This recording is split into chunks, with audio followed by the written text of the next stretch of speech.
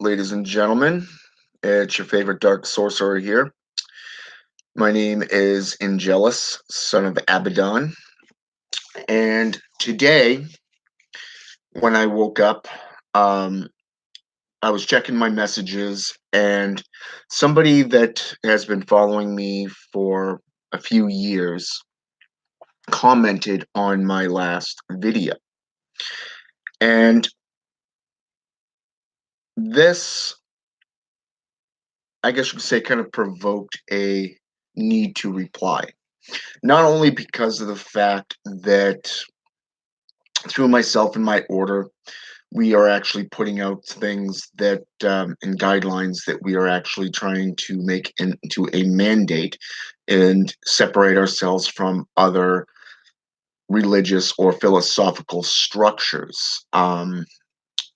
As my apprentice and IT guy so colorfully put it last night, what is going to separate the Order of the Black Thorn from other statues?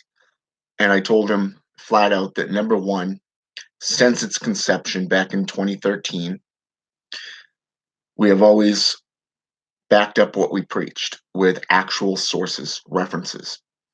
And second of all, we're always making sure that we make ourselves available to the public. This means responding in a timely fashion. Okay. And I know, those of us running the Order of the Blackthorn, even though I'm the founder and owner of it, we don't always have the time to get back to these individuals that come to us and ask questions. So this is one of the things that we're looking to change and get back into, because we all know how life is. We've got a family life, we've got a work schedule, we've got a business to run, we've got errands to do, and friends coming over, stuff like that, things that take up a lot of our time, not just as a teacher and a guide, a clergy, but also all this other stuff and factors that come into a chaotic and hectic lifestyle. Okay. And I know myself personally, I have a lot of things going on, from personal life to writing a new book, trying to get the Order of the Black Thorn webpage going, and trying to get everything up and running within the next year to where we want it to be a independent structure, place that is not only educational and enlightening, but a place that followers can feel like they belong and have something to work towards. Okay, this means business cards, stickers, pamphlets, basically educational videos, things where you can come to us for consultations, and people that you can get into, and go down to through and actually see who you want to consult with. These are just some of the things that we're making great strides in getting together. So, like I said, this morning I woke up and I was going over my messages. I always start with Facebook because it's the biggest one, and I get a lot of information there and a lot of followers there. So, I mean, I always start there, and then I go to Instagram, and then finally to YouTube. So now that I've got internet again and I'm doing all these videos again, and starting to teach here again, I did a video last night on necromancy views, namely different books and different authors, different techniques and methods from grimoires over the last 2,500 years, and the ritual workings from the medical perspective, but also from a blood sorcerer's perspective and such like that. And I shared it from the Cabal system, which is under the ownership and current head of the Ascended Grandmaster, Simon Stredwood, and a good friend of mine, and somebody I consider a brother and a mentor, Marcus, who also is friends with Simon Stredwood. So I shared his books as well. the books that they put out. And so, anyways, I went and I was doing a ritual last night. So, and I got talking to a sister of mine that needed guidance until like 4 or 5 o'clock this morning. So you can see I didn't really get to him until just a few minutes ago. So, anyways, I'd like to read. This is the guy that has been following me for a while. He loves my stuff, and his name is Gordon H. Carnes. You know, hell of a guy. He's from England. He's one of those guys that is in the Orion type religious stature. He knows his stuff. He's got a lot of good stuff going for him. He also runs, I believe it's called the Temple of Iwiz which is a Facebook group on Facebook. I know he also has videos here on YouTube as well. And so I do recommend that you look up this guy as well. His work is spectacular. His rituals, his live rituals, is something that is very intellectual. Very, I wouldn't say intellectual, but inspiring. The guy definitely knows what he's been researching, and he does know what he's been doing. Okay. Um, all right. He says here, I have a lot of the books you mentioned in this YouTube video, including the book by Lucian in Cagliostro. I find your knowledge of this topic really informative and well sourced and researched. Okay. Now, I also replied typing wise to him, but after I had typed it, I started thinking about this, and it's something that I really wanted to put forth and really spoke verbally on. So this is going to be a follow up to this, not only to the video itself, but also to Gordon's comment. Okay. First of all, I don't put out any material that I personally have not experimented with, worked with, or fully researched. Okay. Now, when you research a topic, the one thing that you want to do is look at it from all aspects. Okay. You can't just look at something like, say, necromancy and do it from, say, Sorcerer's Cagliostro's books, the Blood Sorcery Bible. Okay. Volume 1 and 2. Okay. You can't just go to a history channel and say, oh, that looks awesome. You know, I want to write some of this stuff down and then discuss it. No, you really can't do that. So, I mean, because there's so much history and there's so much knowledge that is based in art and history and mythology. Okay. And I finally found the word lick or lich, sometimes spelled with a T and an E at the end. Okay. Sometimes with an EI as well. And it's reference to a ascended practitioner in a gaming system. Okay. So, I mean, this just came into light, you know, early this morning while I was talking to my sister. And so, I mean, as we were discussing personally, you can't just look at something or just simply study it. You know, Anton Zandaleve in his book, The Devil's Notebook, really touched on this about a kid that wanted to be a lion tamer. He wanted to be a lion tamer so bad that he studied for years, but he failed to take action and actually gain the experience physically. Okay.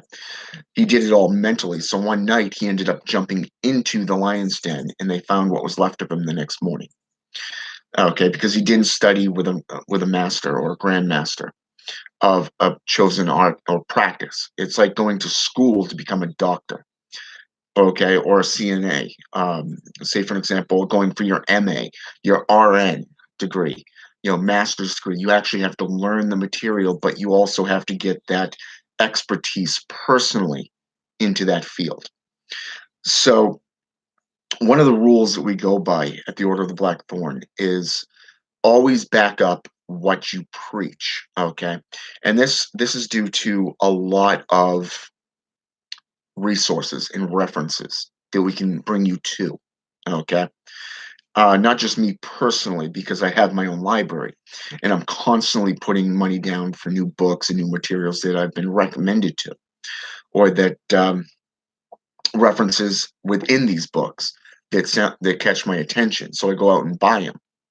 Okay. I've dropped hundreds, if not thousands of dollars just on books and materials, not only for my personal practices, but also through my research. Okay. So when you get into this, you really want to look at it from a whole perspective. Okay. Look at it from a medical perspective. Okay. And one of the things that got me into the medical aspect was Sorceress Cagliostro, the Necromancer. Okay.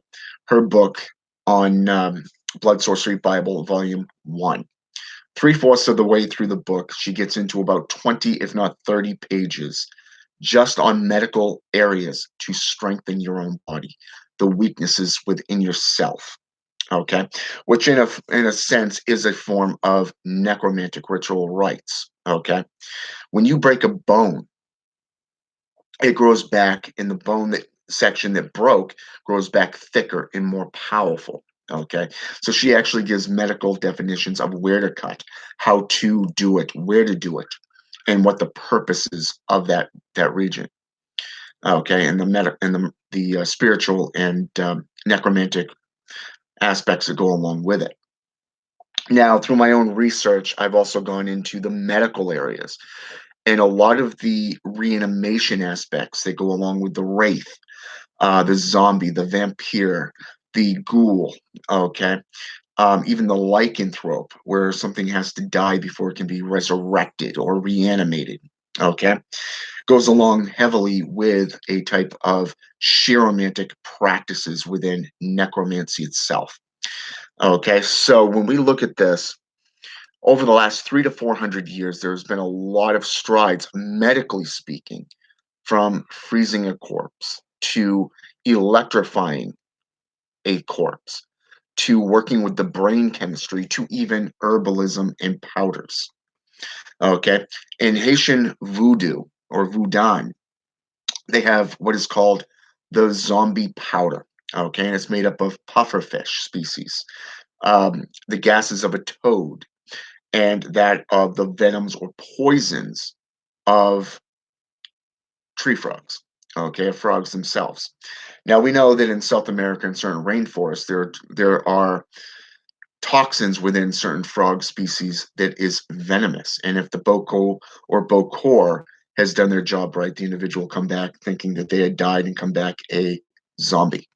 Okay, just like the vampire aspects or that of the lycanthrope, it is a mental disease, a disorder that affects the individual on a physical level.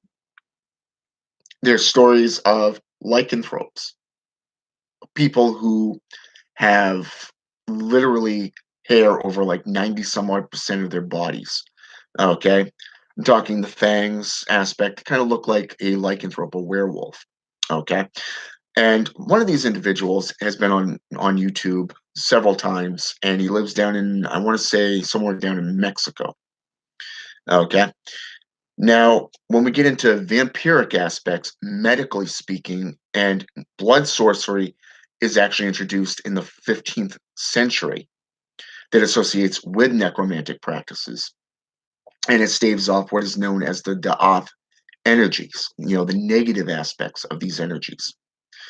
So you can see where vampirism literally was brought into it in a form to help stave off that decay, that decomposition of undead perspectives, because necromancers were known to suffer illness and pains from the practices before the blood sorcery was brought into it. Now, one of the things that I found interesting about this is that the European aspects of vampirism and how they used animals to detect if somebody was truly dead. If an animal would not go over a grave, like say a horse, then that person must have been a vampire. Now, there are medical um, avenues where an individual is sensitive to daylight. Their eyes are sensitive to daylight. They lack certain nutrients like metallics and irons in their blood, so that their skin literally burns in the daylight. Okay. This is well documented in the medical community. People who have fallen into ice, like cold rivers, like say they've fallen through the ice during the winter, and up to 90 minutes to 3 hours later, they're actually revived through CPR and electric shock therapies, such as the little device they use nowadays, the defibrillator. Okay, and this stuff has been going on for these type of studies have been going on for at least 300-400 years in great detail in the medical community. Okay, so it's really nothing new. These individuals now do it legally through the statutes of the JCI perspective of legally being able to be the only ones who can do it. Okay, whereas these practices have literally been around for hundreds, if not thousands of years beforehand, through herbalism, through alchemy, through scientific experiments, okay, going all the way back to the Munich manuscripts, going all the way back to the Grand Grimoire, okay, the keys of Solomon and such, okay, the clavicle of Solomon. All of these workings have been there.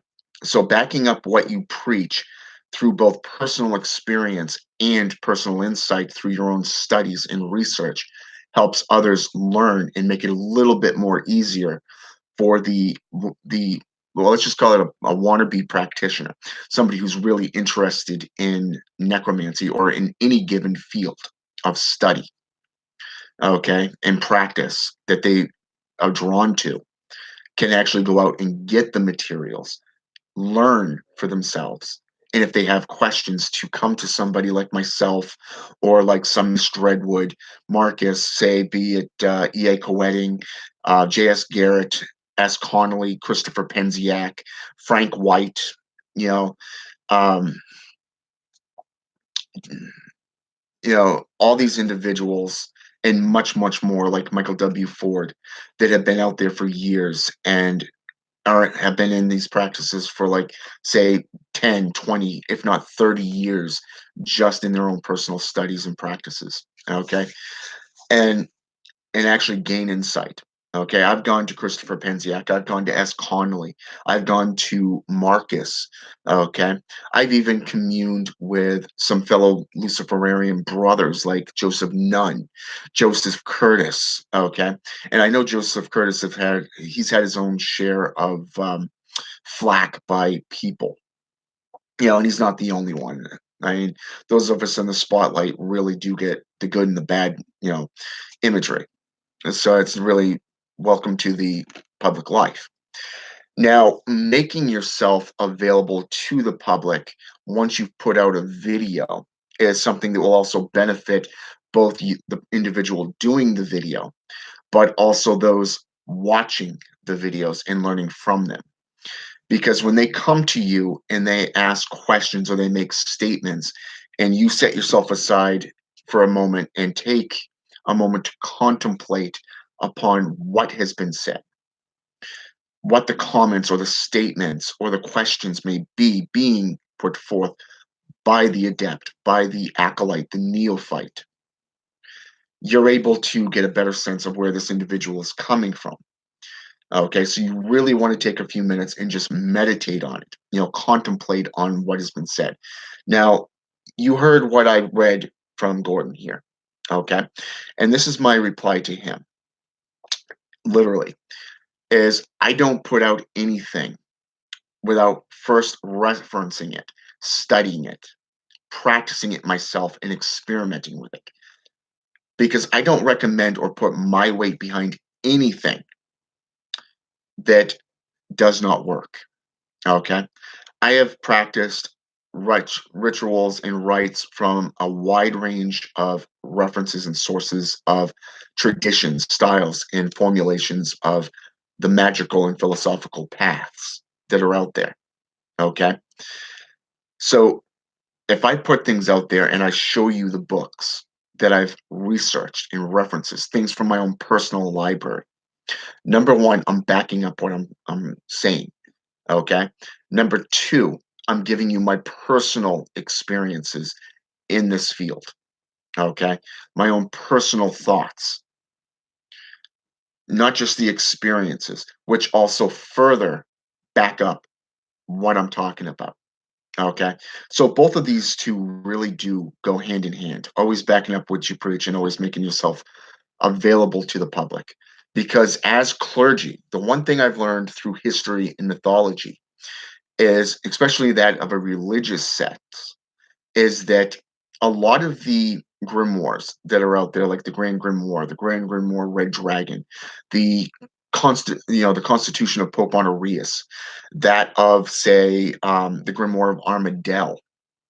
Okay, a lot of these type of grimoires were written by ministers, monks, and friars from the Vatican. Okay, and the reason for this is because of the fact that not everybody that gets into the the nobility aspects of a kingdom. Okay, not everybody's going to become a military advisor to a king or a prince. Not everybody's going to get that royal seat of a counselor or an advisor to a prince. So a lot of the first sons were always sent off to the Vatican or to the clergy school to become a minister. Okay. And so this is really nothing new. This has been going on for hundreds, if not thousands of years, going back at least 2,500 years, if not more. So a lot of these grimoires were actually re-referenced and recopies from various different viewpoints by ministers. Because in the times, if you look at the regions, the only two people that types of people that could read and write were the nobles and that of the clergy, okay, the church. So to understand that, you understand why there's the names of power within these grimoires, like Elohim, Jehovah, Yazad, and stuff like that. It's the names of power that were being used. Now, you don't, personally, in my own personal experience, you don't have to sit there and threaten a demon into internal damnation because they really do want to work with you. You know, utilizing a circle of protection is really a coward's way of meeting with these individual beings. If you want to truly learn and understand these beings and learn from them, like a child to a parent, any one of you who has children know what I'm talking about when all of a sudden you look over and your 2 month old, your 2 year old son is imitating what you're doing. Okay. They're learning from you. Okay. Your behavior, your stance, your posture, the things that you do that make people laugh. Okay. Like if you have a key card to get into your apartment building and you just simply walk over and do the lazy way because you don't feel like going through your pocket to get it. So you lift up your leg and you just brush against the scanner and the doors open up. And next thing you know, your son's doing the same thing with the opposite leg. You know, it's kind of cool. You know, it's like, wow, he's actually paying attention to you. You know, to me, you know what I'm saying? So you're seeing that from a parent's perspective. And a lot of times we are the children to these beings. So it's better to, in my opinion, forget the circle. Okay. Meet with them face to face, learn about them, do as much research on the topics and the paths. Learn to do what needs to be done and what can be done to commune with these beings. But at the same time, you're learning their weaknesses. So if anything should go airy, like say you end up trying to invoke, say, let's say King Payaman for persuasion of men's minds, or Balaam to influence women's thoughts, or say, for an example, to bring forth Valak, the president, to corrupt somebody's soul. You know, King Pazuzu to curse somebody into damnation. Okay, if you're going to be calling on these beings, and let's say, for an example, you do an invocation or an evocation, you really want to understand that there are beings out there, low level beings, that are very hostile in the Greek sense of the word daemon, the coco daemon, okay, which are baneful spirits that are harmful to the mundane, the people, the person, the practitioner. So you really want to take that into consideration. So if anything should go airy and go wrong, you'll have the knowledge and the basis of material that you've studied, experimented with, and worked with a full grasp and understanding to be able to ward that off, that attack off, but also to defend yourself and those around you, especially if you're going to be doing it within a coven setting or, say, a seance, okay, in the state of mediumship. So you're seeing how you can utilize these spirits and stuff like that. So if you're working with a being, it's good to build up that relationship. Now, Devin Hunter in his book, The Witch's Power, really touched on something that I've been talking about for years, and that's the power of a practitioner. The only difference is that he took it into a whole nother arena. And that arena is quite simply, we're born with power, but due to society's houndings and derogations, we lose those natural gifts, those powers. Now, think of it like this: a child has imaginary friends that they commune with. Okay. A lot of this can be seen as chiromancy, a spiritual guide like a muse, or say a guardian demon or guardian angel, be it angelology, such as those of the fallen, or classified as the fallen, those that are guardians, protectors, teachers, guides. Okay. And all these individuals can come to a child and the child can commune with them, learn from them, even. Okay. So, to an adult's viewpoint, as being hounded by the constant publication of things of right and wrong, things that are true and false. Look at it from this point of perspective. When we look at a child, we think it's cute. We think it's funny that they have an American, a friend, and we kind of play along with them. Okay, kind of feed that ego, if you wish.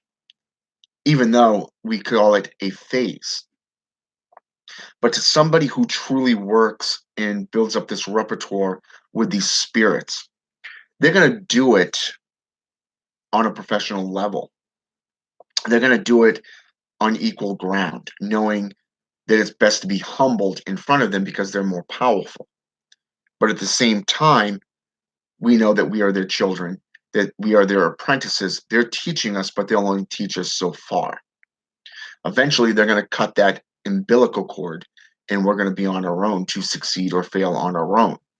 So it really does help to know what you're doing and what could go wrong.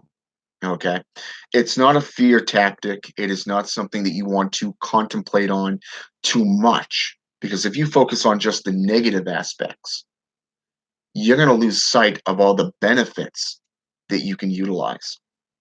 So to make yourself available to the public, to share your personal knowledge, your personal experiences, show the references, okay, backing up what you preach is a very, very good thing. All right. So I'm glad that Gordon likes the materials and that he has a lot of these books that I mentioned in the last video on necromantic views. Okay. I really like that he actually took the time to come out and say, hey, I have a lot of these, and this is what I thought of it. Okay. You're very knowledgeable. Well, Gordon, thank you for your insight. I'm glad you think I have a lot of knowledge, and I'm glad it was enlightening for you. And I'm definitely glad that you actually went out and bought these materials and these references, these grimoires, to be able to learn for yourself. You know, Practitioners like you are what we need more of.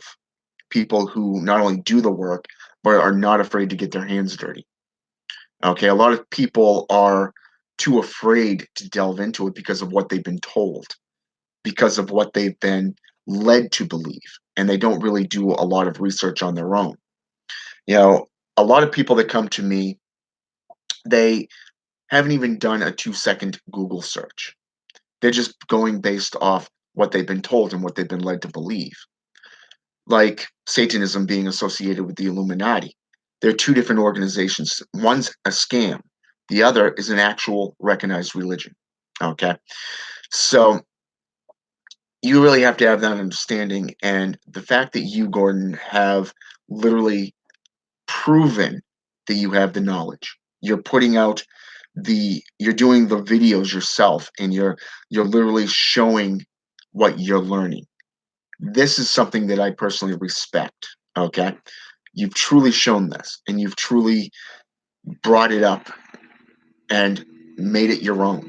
Okay. So keep up the good work. All right.